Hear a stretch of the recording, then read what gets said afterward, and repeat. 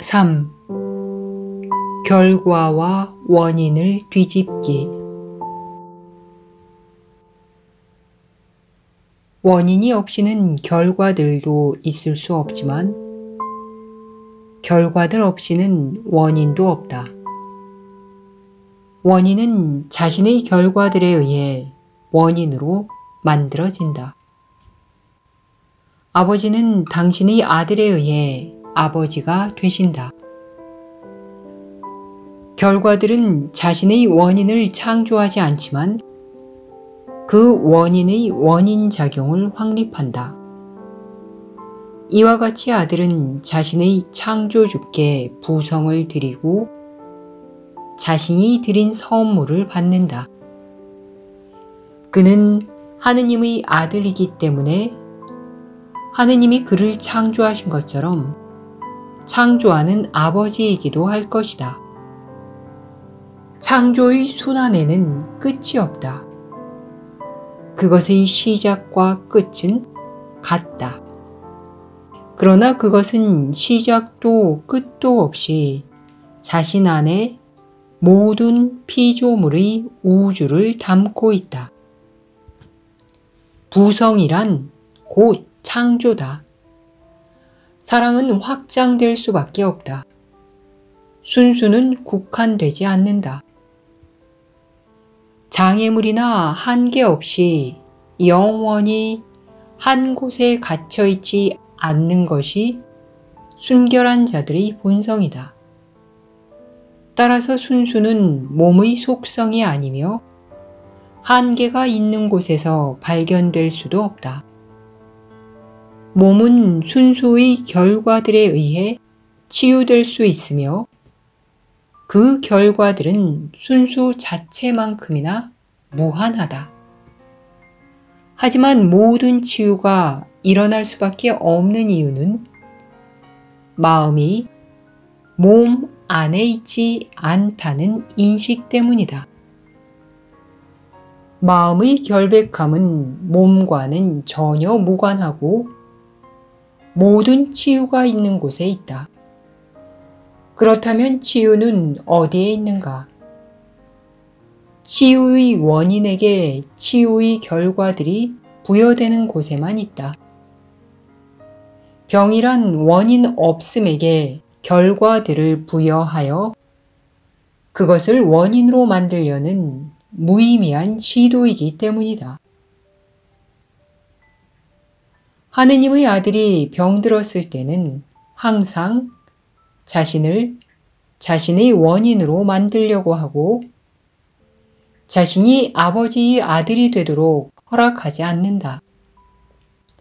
그는 이 불가능한 열망을 이루기 위해 자신이 사랑의 결과이며 그러한 자신의 정체로 인해 원인이 된다는 것을 믿지 않는다. 치유의 원인은 모든 것의 유일한 원인이다. 이 원인에는 단 하나의 결과만 있다. 그것을 인정할 때 너는 비로소 원인 없음에 어떤 결과도 부여하지 않으며 어떠한 결과도 보지 않게 된다. 몸 안에 있는 마음, 각각 별개의 마음을 가진 다른 몸들의 세상이 너의 창조물로서 여기서 다른 마음인 너는 자신과 닮지 않은 결과들과 함께 창조한다. 그러나 그 결과들의 아버지인 너는 분명 그것들과 닮았을 것이다. 아무 일도 일어나지 않았다. 너는 단지 너 자신을 잠들게 해서 내가 너 자신에게 이방인이고 다른 누군가가 꾸는 꿈의 일부에 지나지 않는 그런 꿈을 꾸었을 뿐이다. 기적은 너를 깨우지 않고 꿈꾸는 자가 정녕 누구인지 보여줄 뿐이다. 기적은 내가 여전히 잠들어 있는 동안에도 꿈을 꾸는 목적에 따라 꿈들 사이에서 선택할 수 있다고 가르쳐 준다. 너는 치유의 꿈을 소망하는가? 죽음의 꿈을 소망하는가? 꿈은 내가 보기를 원한 그림을 그려 보여준다는 의미에서 기억과도 같다. 문 열린 빈 창고에 너의 모든 기억과 꿈의 파편들이 들어있다. 하지만 내가 꿈을 꾸는 자라면 최소한 내가 그 꿈을 야기했고 또 다른 꿈도 받아들일 수 있다는 사실만큼은 지각한다. 그러나 이렇게 꿈의 내용을 바꾸려면 내가 좋아하지 않는 꿈을 꾼 자는 바로 너 자신임을 깨달아야 한다. 그것은 내가 야기한 결과일 뿐이지만 너는 그 결과의 원인이 아니고 싶어 한다. 살인과 공격의 꿈속에서 너는 살해되어 죽어가는 몸 안에 있는 희생자다. 그러나 용서하는 꿈속에서는 그 누구도 희생자나 고통받는 자가 되라고 요구받지 않는다. 이것은 기적이 너 자신의 꿈과 맞바꿔주는 행복한 꿈이다. 기적은 너에게 다른 꿈을 만들라고 요청하지 않으며 단지 그 꿈과 맞바꾸려는 꿈을 내가 만들었음을 보라고 요청한다. 세상 안에서 누가 꾼 꿈이든 전부 원인이 없듯이 이 세상은 원인이 없다. 어떤 계획도 불가능하고 찾아내서 이해할 수 있는 어떤 밑그림도 존재하지 않는다. 아무런 원인도 없는 것에서 다른 무엇을 기대할 수 있겠는가? 하지만 만약 그것에 원인이 없다면 목적도 없다. 너는 어떤 꿈을 야기할 수는 있지만 그것에게 진정한 결과를 줄 수는 없다. 내가 그럴 수 있다면 꿈의 원인을 바꾸겠지만 바로 그것이야말로 내가 할 수 없는 것이다. 꿈을 꾸는 자는 깨어있는 것이 아니다. 하지만 그는 자신이 자고 있음을 모른다. 그는 자신이 병들었거나 건강하다는 혹은 우울하거나 행복하다는 환상을 보지만 그것에는 보장된 결과가 있는 안정적인 원인이 없다. 기적은 내가 꿈을 꾸고 있으며 그 내용은 참이 아니라는 사실을 확립한다. 이것은 환상을 다루는 데 있어서 아주 중요한 단계다. 자신이 환상을 지어냈음을 지각하는 자는 환상을 두려워하지 않는다. 그가 계속 두려워했던 이유는 자신이 꿈속의 등장인물이 아니라 꿈의 저자임을 보지 않았기 때문이다. 그는 자신의 형제에게 주었다고 꿈꾸는 결과를 자기 자신에게 준다. 꿈은 단지 이것을 끌어모아서 그에게 주면서 그의 소망이 이루어졌다고 보여줄 뿐이다. 이와 같이 그는 자기 자신의 공격을 두려워하지만 그것을 다른 사람의 손에서 본다. 그는 희생자로서 자신이 가한 공격의 결과의 원인 때문에 고통받는 것이 아니라 그 결과 때문에 고통받는다. 그는 자신이 가한 공격의 저자가 아니며 자신이 야기한 것에 대해 알지 못한다. 기적은 아무것도 하지 않으며 그가 아무것도 하지 않았음을 보여줄 뿐이다. 그가 두려워하는 것은 원인을 원인으로 만들어줄 결과가 없는 원인이다. 따라서 그것은 결코 존재한 적이 없다. 불리는 아버지가 당신의 결과들을 빼앗기셨으며 더 이상 그들의 창조주가 아니기에 그들을 지킬 힘이 없다는 꿈과 함께 시작되었다. 그 꿈 속에서 꿈꾸는 자는 자기 자신을 만들었다. 그러나 그가 만든 것은 그에게 등을 돌려 꿈꾸는 자가 그랬듯이 자신을 창조한 자의 역할을 떠맡았다. 그리고 꿈꾸는 자가 자신의 창조주를 증오했듯이 꿈속의 등장인물들은 그를 증오했다.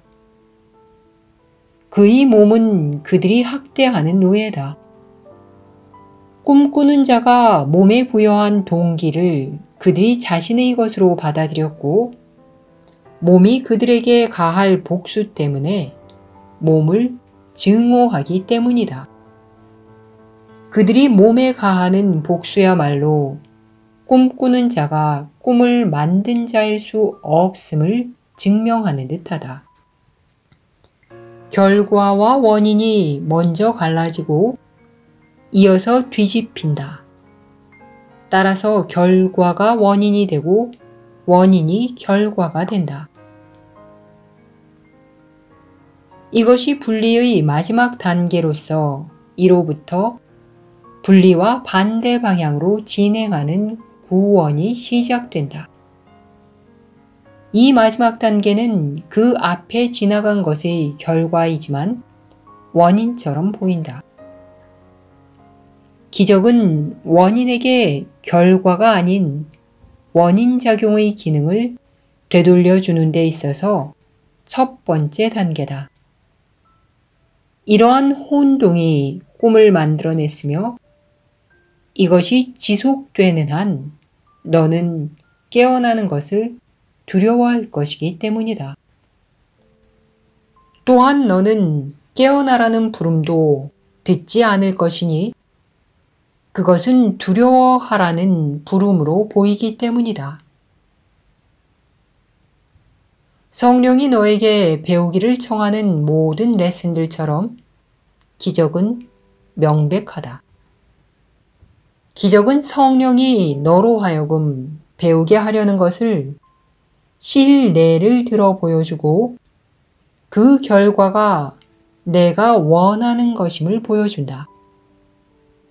성령의 용서하는 꿈 속에서 내 꿈의 결과들이 무효화되고 증오스러운 적들이 자비로운 의도를 가진 친구로 지각된다. 이제 그들의 적의는 원인이 없는 것으로 보인다. 그 적의는 그들이 만든 것이 아니기 때문이다. 너는 그 증오가 아무런 결과도 없음을 보기에 그들의 증오를 만든 자의 역할을 받아들일 수 있다. 이제 세상은 중립적이며 여전히 분리된 객체로 오가는 듯이 보이는 몸들을 두려워할 필요가 없다. 따라서 몸들은 아프지 않다. 이제 너는 꿈으로부터 이 정도만큼은 자유로워졌다. 기적은 두려움의 원인을 두려움을 만든 자인 너에게 돌려준다. 그러나 기적은 또한 그것은 결과가 없기에 원인이 아님을 보여준다. 왜냐하면 원인 작용의 기능은 결과를 내는 것이기 때문이다. 그리고 결과가 사라진 곳에 원인은 없다.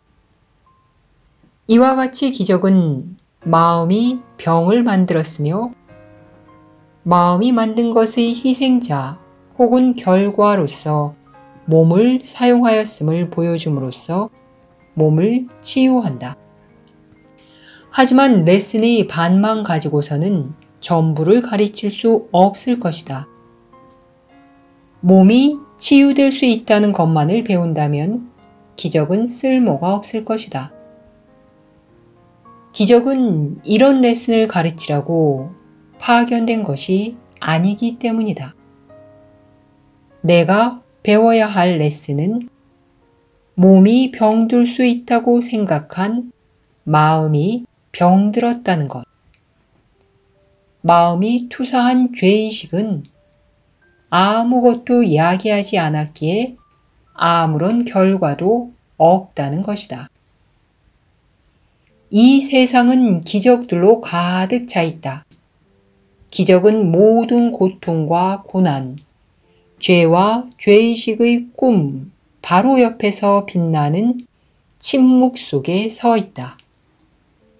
기적은 꿈의 대안으로서 꿈을 지어내는 데서 내가 적극적인 역할을 한다는 것을 부정하는 대신에 꿈꾸는 자가 되기로 선택하는 것이다. 기적은 병의 결과를 병의 원인에게 되돌려 준 것의 기쁜 결과다. 기적을 통해 몸이 해방되는 이유는 마음이 이것이 나에게 일어나는 것이 아니라 내가 이것을 행하고 있다 라고 인정하기 때문이다. 따라서 이제 마음은 자유로이 다른 선택을 내릴 수 있다. 구원은 여기에서 시작하여 분리까지 내려온 매 단계의 경로를 바꿔나간다.